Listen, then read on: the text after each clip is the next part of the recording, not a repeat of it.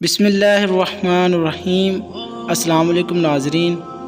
رمضان کے مہینے میں امام علی علیہ السلام گھر کی طرف جا رہے تھے۔ آپ کے ساتھ چند آپ کے چاہنے والے بھی موجود تھے۔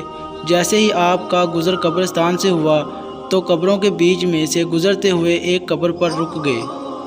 آپ کے چاہنے والے نے پوچھا، یا علی، آپ ان قبروں کو اس طرح کیوں دیکھ رہے ہیں؟ تو امام علی علیہ السلام نے فرمایا، اے لوگو، یاد رکھنا یہ مرے ہوئے لوگ اس وقت فرزخ میں ہیں۔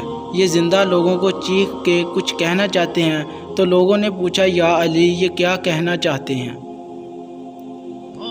تو امام علی علیہ السلام نے فرمایا، جب بھی رمضان کا مہینہ آتا ہے تو مرے ہوئے لوگ زندہ لوگوں سے مخاطب ہو کر کہتے ہیں، اے لوگو، اس مہینے کی قدر کرو۔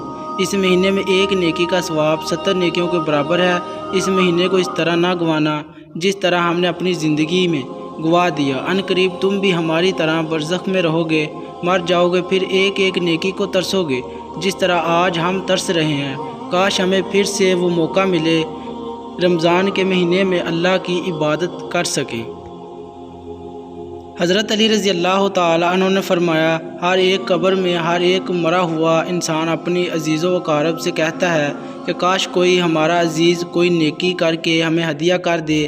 اے لوگو، اگر رمضان کی قدر جیسے یہ مرے ہوئے لوگ سمجھتے ہیں ویسے یہ زندہ لوگ سمجھ لیں تو سارے لوگ سب کام چھوڑ کے صرف اللہ کی عبادت میں لگ جائیں۔